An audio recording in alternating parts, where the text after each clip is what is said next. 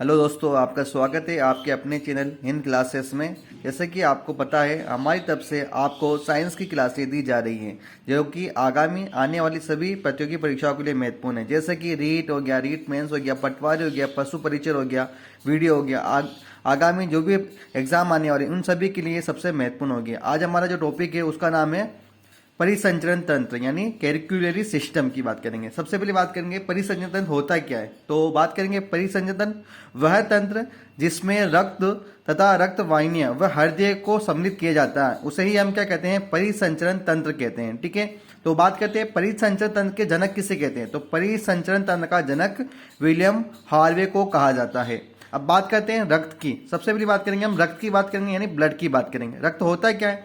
तो रक्त एक तरल संयोजी उत्तक है। बहुत से एग्जामों में पूछा गया है, वो अधिकतर ये क्वेश्चन रक्त जनरल साइंस में पूछा जाता है कि रक्त होता है, यानी ब्लड जो होता है वो होता है क्या है। तो रक्त एक तरल संयोजी उत्तक है।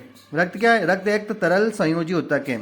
अब बात करेंगे एक स्वस्थ व्यक्ति के में रक्त की मात्रा उसके शरीर के भार का कितना प्रतिशत होती है, 7% होती है। ठीक है, एक स्वस्थ व्यक्ति में रक्त की जो मात्रा होती है उसका जो वजन होता है, उसका वजन का 7% जो होता है वो रक्त होता है। ठीक है, अब बात करेंगे एक स्वस्थ व्यक्ति में रक्त की मात्रा कितनी होती है। तो अगर लीटर में बात करेंगे तो रक्त की मात्रा 5 से 6.5 लीटर तक होती है। एक स्वस्थ व्यक्ति में रक्त की मात्रा कितनी होती है, 5 से 6.5 लीटर तक होती है। अब बात करते हैं मानव शरीर में दोनों प्रकार का रक्त होता है। एक शुद्ध रक्त होता है और एक होता है अशुद्ध रक्त। शुद्ध रक्त और अशुद्ध दोनों प्रकार का रक्त मानव शरीर में रहता है।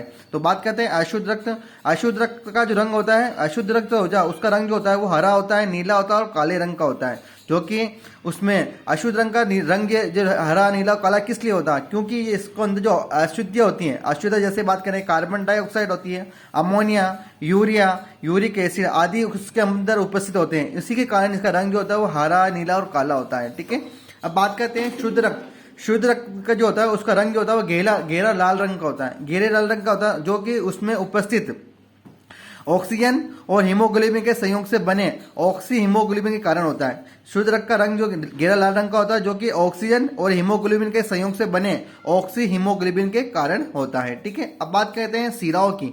सिरा यानी विनस की बात करते हैं। विनस सिराएं क्या होती है, सिराएं जो होती है ये अशुद्ध रक्त का परिवहन करती है।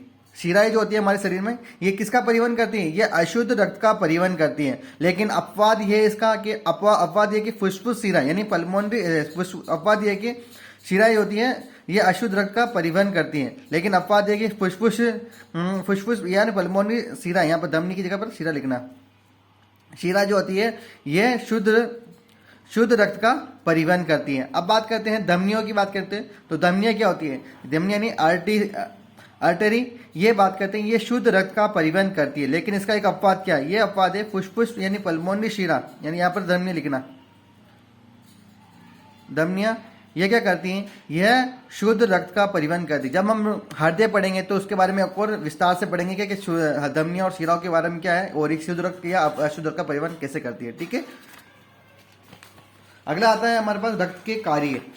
उसके बाद बात करेंगे हम, अगला क्या है रक्त के कार्य। रक्त के कार्य क्या क्या हो सकते हैं। तो रक्त के कार्य में हम बात करेंगे रक्त का क्या कार्य है। रक्त का कार्य कि यह शरीर में उपस्थित सभी कोशिकाओं तक क्या पहुंचाएगा, भोजन, जल, ऑक्सीजन का संवहन और परिवहन का कार्य करता है। इसका मतलब यह है कि हमारे शरीर में ऑक्सीजन का, भोजन का और जल आदि का लेके जाना, लेके आना, ये सब कार्य कौन करता है, हमारा रक्त करता है। ठीक है, दूसरा कार्य क्या है हमारे रक्त का, यह मानव शरीर में का तापमान नियंत्रण करना। मानव शरीर का तापमान नियंत्रण करना, जैसे हमारे शरीर का तापमान मेंटेन क्या, हमारे शरीर का तापमान फिक्स होता है क्या, कितना होता है 37 डिग्री सेंटीग्रेड। सेंटीग्रेड पे तो होता है 37 डिग्री होता है, और फ़ारेनहाइट में जो होता है वो 98.6 फ़ारेनहाइट होता है, और केल्विन में कितना होता है 310 है।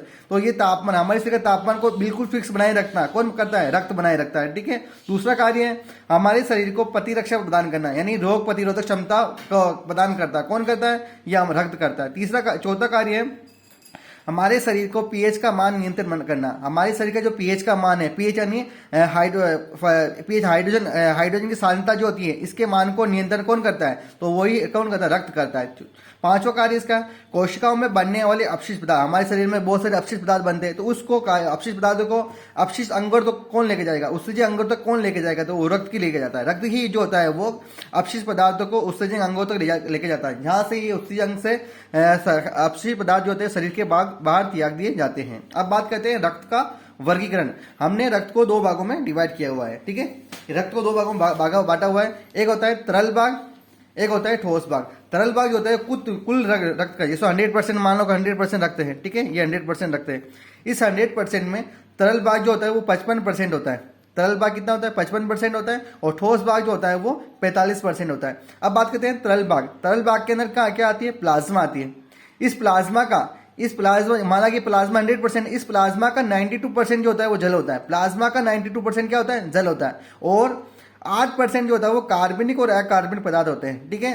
तरल पदार्थ कितने परसेंट होता है? कुल रक्त का 55% जो होता है तरल भाग होता है। इस तरल भाग में क्या होती है? प्लाज्मा होती है। इस प्लाज्मा का 92% जो होता है वो जल होता है, और 8% जो होते हैं वो कार्बनिक और अकार्बनिक पदार्थ होते हैं।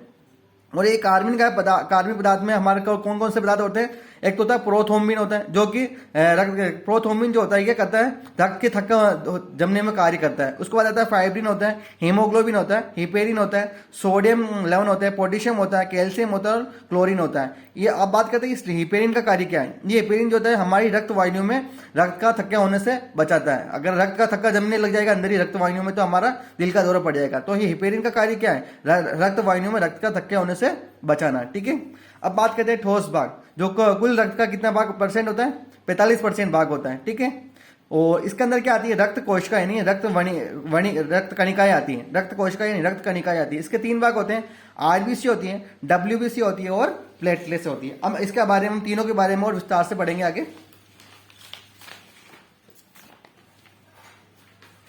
इसे बात करते हैं आरबीसी, डब्ल्यूबीसी और प्लेटलेट। इनके नाम क्या है, निर्माण स्थल का, मृत्यु, जीवन, इसके विस्तार के बारे में हम पढ़ेंगे। सबसे पहले बात करते हैं आरबीसी, डब्ल्यूबीसी और प्लेटलेट्स की बात करेंगे, ठीक है। तो आरबीसी का नाम क्या?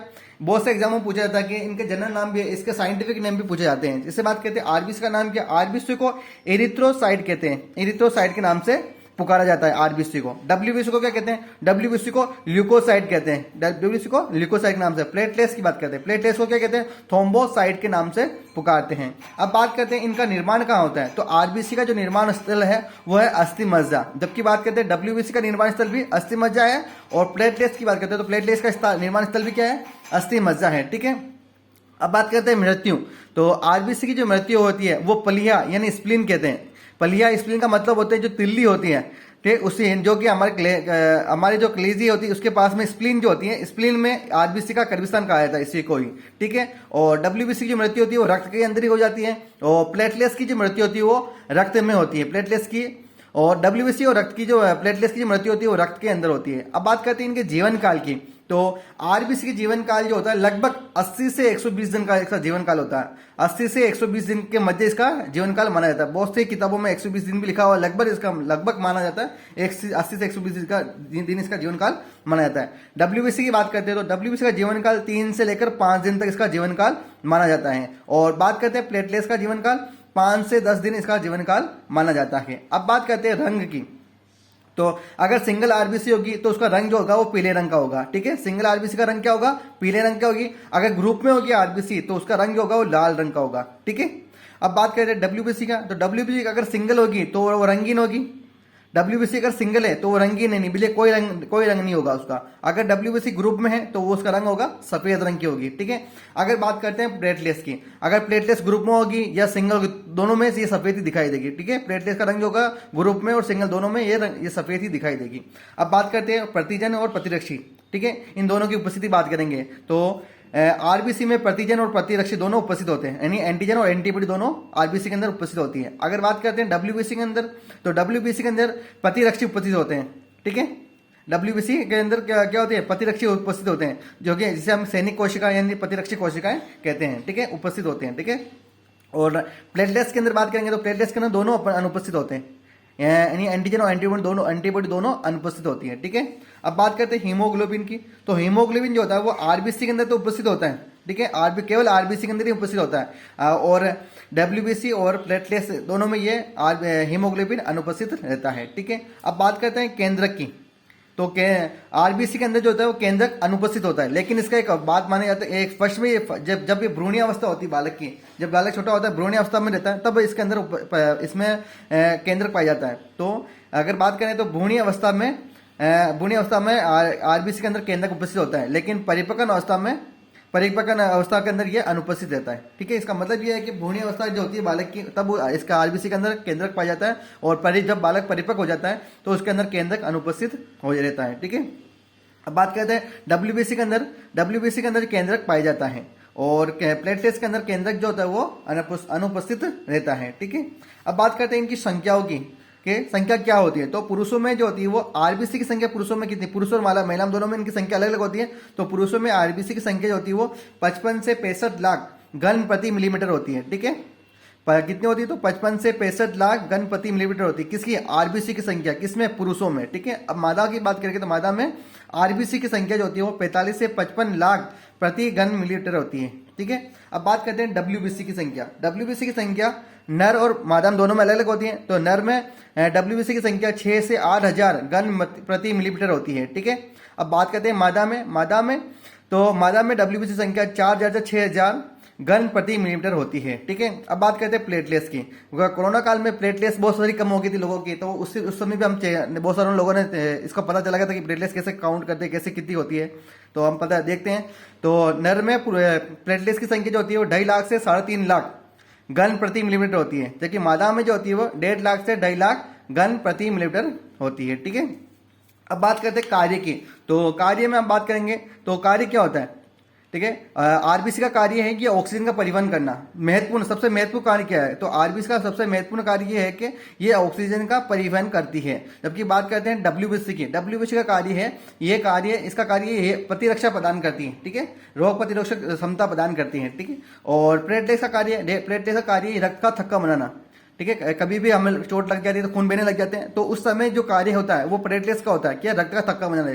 रक्त का थक्का बन जाएगा तो रक्त बहना बंद हो जाएगा। ठीक है, अब सबसे महत्वपूर्ण इंपॉर्टेंट इफेक्ट है कि ऊंट और लांबा की आरबीसी में केंद्रक उपस्थित होता है। ठीक है, ये बहुत से एग्जाम में पूछा जाता है कि ऊंट और लांबा की आरबीसी में केंद्रक उपस्थित होता है।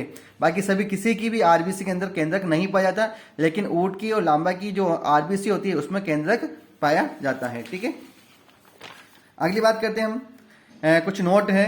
जैसे बात करते हैं रक्त का अध्ययन क्या कहलाता है। ठीक है, जनरल्स में पूछा जाता है बहुत सी बार के रक्त का अध्ययन किसे कहते हैं। तो रक्त का अध्ययन जो कहलाता है वो हीमेटोलॉजी कहलाता है। रक्त का अध्ययन कहलाता है हीमेटोलॉजी कहलाता है। अब बात करते हैं हीमोग्लोबिन का रंग क्या होता है। केवल हीमोग्लोबिन की बात करेंगे, तो हीमोग्लोबिन बहुत सी बार एग्जाम में उलझा दे दिया था कि हीमोग्लोबिन का रंग क्या होता है, तो बच्चे लिख देते कि लाल रंग का होता है। नहीं, हीमोग्लोबिन का जो रंग होता है वो बैंगनी रंग का होता है। हीमोग्लोबिन एक बैंगनी रंग का क्या है, वर्णक है, जो ऑक्सीजन से क्रिया कर ऑक्सी हीमोग्लोबिन बनाता है। इस ऑक्सी हीमोग्लोबिन का रंग गहरा लाल रंग का होता है। ठीक है, यहाँ समझने वाली बात है।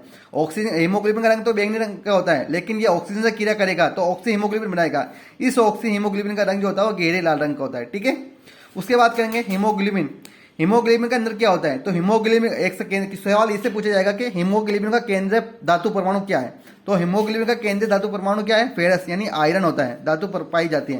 हीमोग्लोबिन के केंद्रीय धातु परमाणु कौन सी पाई जाती है, फेरस आयरन धातु पाई जाती है, जो किस अवस्था में रहती है, फेरस अवस्था में रहती है, Fe+2 अवस्था में रहती है। ये सबसे महत्वपूर्ण है कि हीमोग्लोबिन में पाई जाने वाला केंद्रीय धातु परमाणु फेरस है, जो किस अवस्था में रहती है, Fe+2 यानी फेरस अवस्था में पाई जाती है। ठीक है, ये सबसे महत्वपूर्ण है, इंपोर्ट कर देना इसको। ठीक है, तो हीमोग्लोबिन का केंद्रीय धातु परमाणु फेरस है, और ये Fe+2 यानी फेरस अवस्था में पाई जाती है। ऑक्सीजन हीमोग्लोबिन में उपस्थित है, Fe+ से क्रिया करती है।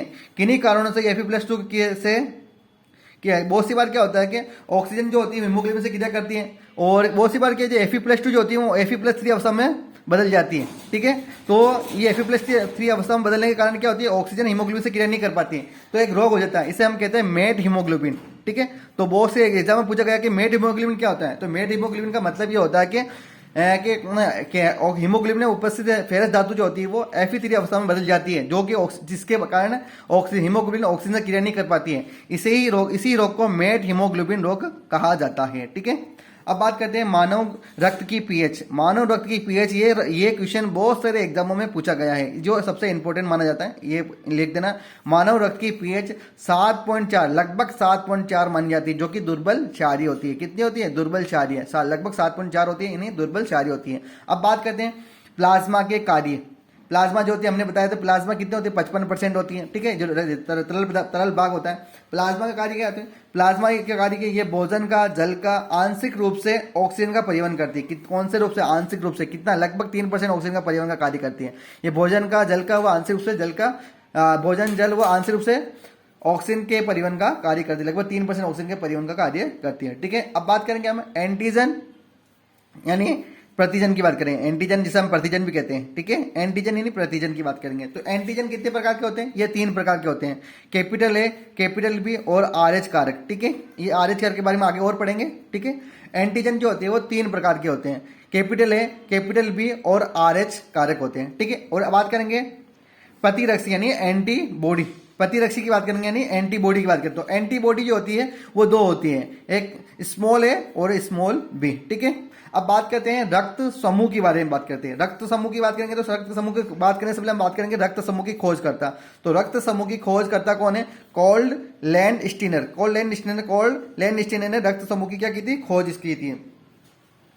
मानव रक्त तंत्र को, मानव के रक्त समूह को क्या कहते हैं? मानव रक्त तंत्र को एबीओ रक्त तंत्र कहा जाता है। क्यों कहा जाता है? आगे और समझाएंगे एबीओ तंत्र क्यों कहा जाता है। हमारी आरबीसी पर जो एंटीजन उपस्थित होते हैं वही हमारा रक्त समूह कहलाता है। रक्त समूह क्यों होता है? जो हमारी आरबीसी के ऊपर, जो एंटीजन पाए जाएंगे वही हमारा रक्त समूह होगा। ठीक है, तो एंटीजन का मतलब यह होता है कि जो हमारे रक्त समूह पर, जो हमारे आरबीसी के ऊपर जो एंटीजन पाया जाएगा वही हमारा रक्त समूह होगा। माना कि एंटीजन, अगर आरबीसी पर एंटीजन ए है तो रक्त समूह क्या होगा? ए होगा। अगर आरबीसी पर एंटीजन बी पाया जा रहा है तो रक्त समूह क्या होगा? बी होगा। अगर आरबीसी पर एंटीजन ए और बी दोनों उपस्थित है तो रक्त समूह क्या होगा? ए बी होगा। अगर आरबीसी पर एंटीजन अनुपस्थित है, कोई भी एंटीजन नहीं है, तो रक्त समूह क्या होगा? ओ होगा। ठीक है, समझ में? एक बार और समझ लो, अगर आरबीसी के ऊपर जो एंटीजन होगा वही हमारा क्या होगा? रक्त समूह होगा। आरबीसी पर अगर हमारे पास आरबीसी के ऊपर एंटीजन ए उपस्थित है तो रक्त समूह क्या होगा? ए होगा। अगर आरबीसी के ऊपर एंटीजन बी है तो रक्त समूह क्या होगा? बी होगा। अगर आरबीसी के ऊपर एंटीजन ए और बी दोनों उपस्थित है तो रक्त समूह क्या होगा? ए और बी होगा। ठीक है, ए बी होगा। ठीक है, अगर आरबीसी पर एंटीजन कोई भी नहीं है तो रक्त समूह क्या होगा? ओ होगा। ठीक है, समझ में आ गया। अब उसके बाद बात करेंगे हम, अगला हमारे है इसके थोड़ा सा इसके आगे वाला बात करेंगे हम RH कारक के बारे में बात करेंगे। ठीक है, RH कारक क्या है? RH कारक को क्या है, इसकी खोजकर्ता कौन है, इसके बारे में हम बात करेंगे। ठीक है, तो बात करेंगे RH कारक की खोज, यानी RH कारक, इसे हम क्या कहते हैं? एंटीजन भी कहते हैं। तो RH कारक की खोज किसने की थी? तो RH कारक की खोज की थी कॉल्ड लैंड स्टीनर व विनर ने RH कारक की क्या की थी? खोज की थी। तो एक बार और पढ़ लेते हैं, RH कारक की खोज कॉल लैंड स्टीनर व विनर ने RH कारक की खोज की थी। और खोज स्थल बहुत बार पूछा जाता है कि खोज स्थल क्या है। तो RH कारक के खोज स्थल जो माना जाता है वो रिसस बंदर में की थी, रिसस मकाका बंदर में की थी। ठीक है, अब बात करते हैं कि यदि आरबीसी पर RH एंटीजन पाया जाता है तो रक्त समूह के साथ पॉजिटिव लगता है। ठीक है, इसका मतलब यह है, कहने का मतलब इससे पहले एक और चीज पढ़ लेते हैं।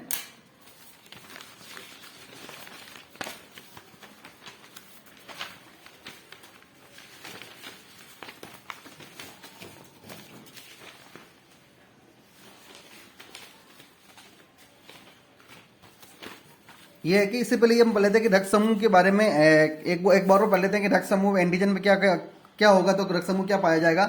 अगर मान लो आरबीसी पर एंटीजन ए पाया जा रहा है, उपस्थित है, अगर आरबीसी पर ये एंटीजन है, ठीक है, ये क्या है? एंटीजन है। एंटीजन ये अगर आरबीसी पे क्या है? ये आरबीसी लिया, ये आरबीसी है और इस पर एंटीजन उपस्थित है तो ए एंटीजन है तो रक्त समूह क्या होगा? ए होगा। ठीक है, अगर ये आरबीसी है और इस पे एंटीजन क्या है? बी है तो रक्त समूह क्या होगा? बी होगा। अगर ये आरबीसी, इस पे एंटीजन ए और बी दोनों उपस्थित हो, रक्त समूह क्या होगा? ए और बी होगा। अगर आरबीसी है, इस पर रक्त समूह एंटीजन न तो ए न बी है तो रक्त समूह क्या होगा? ओ होगा। ठीक है, अगर बात करते हैं, अगर आरबीसी, ये आरबीसी, इस पर रक्त समूह ए है, ठीक है, और एंटीजन RH कारक भी उपस्थित है। ठीक है, अगर इस पर ये अगर बात करते हैं कि ये आरबीसी है और ये इस पर एंटीजन ए एंटीजन भी है और आरएच कारक भी है, तो अगर आरएच कारक भी उपस्थित हो ए पॉजिटिव हो जाएगा। अगर आरबीसी है इस पर एंटीजन तो है, ए एंटीजन तो है और आरएच कारक नहीं है, तो ये एक नेगेटिव हो जाएगा। अगर आरबीसी है इस पर बी एंटीजन है और आरएच कारक भी उपस्थित है, तो बी पॉजिटिव हो जाएगा। अगर आरएच का मतलब अगर आरएच उपस्थित है तो पॉजिटिव, अगर आरएच नहीं है तो नेगेटिव हो जाएगा। ठीक है, ये आरबीसी है, इस आरबीसी पे एंटीजन उपस्थित है। ठीक है, ये आरबीसी है, इस आरबीसी पर बी एंटीजन उपस्थित है और आरएच कारक नहीं है, तो बी नेगेटिव हो जाएगा। ठीक है, अगर बात करते हैं आरबीसी पर ए और बी दोनों उपस्थित है एंटीजन और आरएच कारक भी उपस्थित हो, तो ए बी पॉजिटिव हो जाएगा। अगर आरबीसी है इस पर ए और बी दोनों उपस्थित हो लेकिन आरएच उपस्थित नहीं है, तो आरएच नेगेटिव हो जाएगा।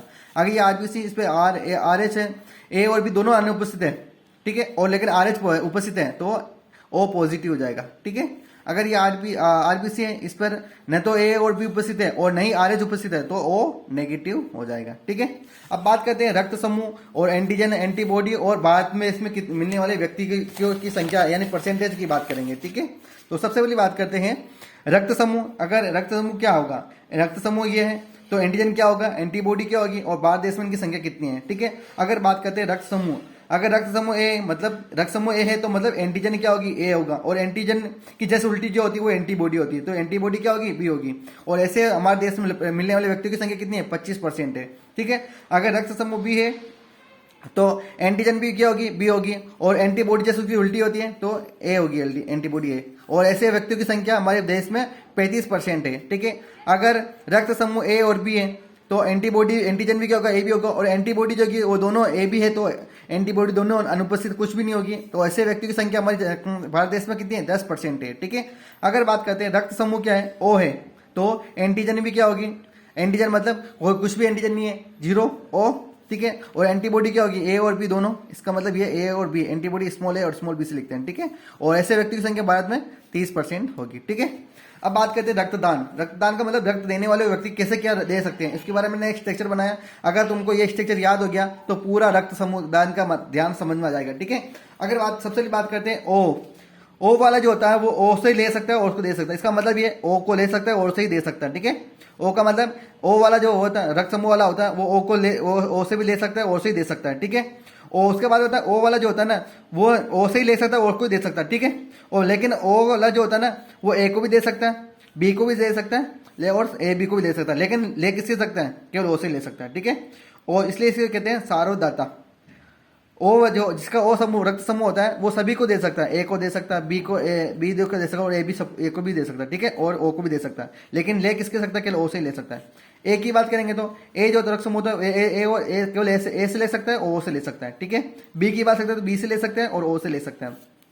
अब बात करते हैं ए बी की बात करें तो ए बी जो होता है ना वो ए से भी ले सकता है, बी से भी ले सकता है, ओ से भी ले सकता है, लेकिन दे किसको सकता है, केवल ए बी को ही दे सकता है। ठीक है, ये हो गया सार्वग्राही। तो सार्वदाता यानी यूनिवर्सल डोनर कौन है, और नेगेटिव, क्योंकि इसमें एंटीजन अनुपस्थित होती है। ठीक है, और सार्वग्राही यानी सभी से ले सकते हैं, ग्राहीन ए बी पॉजिटिव, जो इसमें सभी एंटीजन उपस्थित होते हैं, ए और बी दोनों एंटीजन उपस्थित होते हैं। ठीक है, उसके बाद बात करेंगे हम आरएच कारक के बारे में बात करेंगे। ठीक है, आरएच कारक एंटीजन। ठीक है, आरएच कारक यानी आरएच कारक खोज करता कौन है, आरएच कारक की खोज जो की थी कॉल लैंडस्टीनर ने की थी, और विनर दो व्यक्ति ने की थी, कॉल लैंडस्टीनर और विनर ने की थी, और खोज स्थल क्या था, तो माकाका रिसर्च बंदर में की थी। ठीक है, अब बात करते हैं यदि आरबीसी पर एंटीजन यदि आरबीसी पर आरएच एंटीजन पाया जाता है तो रक्त समूह पर आरएच लगता है, आरएच पॉजिटिव। यदि आरबीसी पर आरएच एंटीजन पाया जाता है तो रक्त समूह के साथ पॉजिटिव लगता है, यदि आरबीसी के साथ आरएच अनुपस्थित होता है तो रक्त समूह के साथ नेगेटिव लगता है। ये पहले हमने पढ़ा था, अगर आरएच उपस्थित है तो पॉजिटिव लगेगा, आरएच अनुपस्थित है तो नेगेटिव चिन्ह लगाते हैं। भारत देश में लगभग 95% जनसंख्या आरएच पॉजिटिव है। हमारे भारत में लगभग 95% संख्या जो है वो पॉजिटिव है, जिसका ब्लड ग्रुप क्या है, पॉजिटिव है, और लगभग 5% संख्या जिसका ब्लड ग्रुप क्या है, नेगेटिव है। ठीक है, अब बात करते हैं, एक क्वेश्चन है जो इसके कारण भी बताऊंगा क्या है क्वेश्चन। निम्न में से किस जोड़े का विवाह संभव नहीं है, विवाह संभव नहीं है। अगर पुरुष है, आरएच पॉजिटिव पुरुष है और आरएच पॉजिटिव महिला है। ठीक है, आरएच नेगेटिव पुरुष और आरएच नेगेटिव महिला, आरएच पॉजिटिव पुरुष और आरएच नेगेटिव महिला, और आरएच नेगेटिव पुरुष और RH पॉजिटिव महिला, ठीक है। इसमें किसका तीसरे नंबर वाले का विवाह संभव नहीं है, क्यों? पुरुष जो RH पॉजिटिव पुरुष और RH नेगेटिव महिला का विवाह संभव नहीं है। क्यों नहीं है? कारण बताता हूँ कि यदि किसी RH पॉजिटिव पुरुष व RH नेगेटिव महिला का विवाह करा दिया जाता है तो उनसे उत्पन्न प्रथम संतान तो जीवित हो जाएगी। मतलब इन दोनों के RH पॉजिटिव पुरुष है, यानी जिसका RH कारक पॉजिटिव है और RH नेगेटिव महिला है, इन दोनों से उनका विवाह हो गया तो इनकी पहली संतान तो क्या हो जाएगी? जीवित रहेगी। लेकिन इनसे अगले होने वाली जो संतान होगी वो मृत होगी, उनकी मृत्यु हो जाएगी। क्यों हो जाएगी? क्योंकि उसके अंदर RH नेगेटिव कारक उसका RH पॉजिटिव कारक पुरुष के RH पॉजिटिव कारक महिला के अंदर चले जाते हैं, इसी कारण होता है। तो इस रोग को हम क्या कहते हैं? लेकिन उसके बाद उत्पन्न होने वाली सभी संतानें मर्द पैदा होती है। इस रोग को क्या कहते हैं? इस रोग को इरिथ्रोब्लास्टोसिस फिटेलिस नामक रोग कहते हैं। ये रोग बहुत सारे इस रोग का नाम बहुत सारे एग्जामों में पूछा जाता है। इस रोग को क्या कहते हैं? इरिथ्रोब्लास्टोसिस फिटेलिस नामक रोग कहते हैं, ठीक है। अब इस रोग का उपचार क्या है?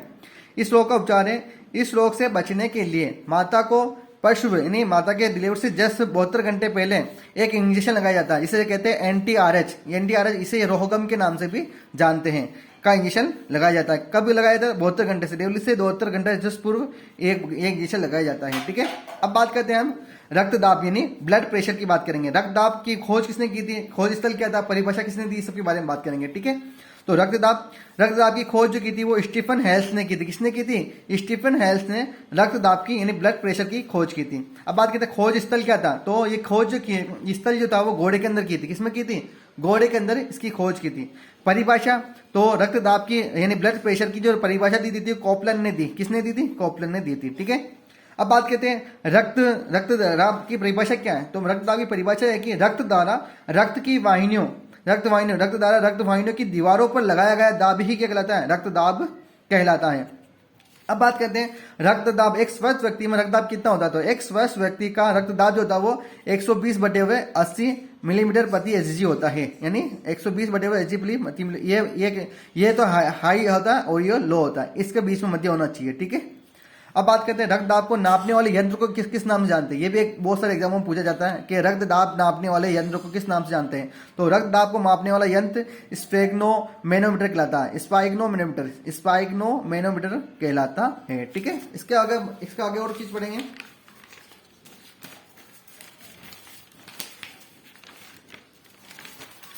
अब बात करते हैं हम कुछ महत्वपूर्ण तथ्य के बारे में। देखिए रक्त से संबंधित कुछ महत्वपूर्ण तथ्य जो बहुत सारे एग्जामों में पूछे गए हैं। ये जो तथ्य हैं इनमें से बहुत सारे ये तथ्य हैं, इनमें से बहुत सारे तथ्य हैं जो बहुत सारे एग्जामों में पूछे गए हैं। इसके लिए इसको मैंने से अलग से लिख के लाया हूँ जो कुछ एग्जामों में पूछे गए हैं।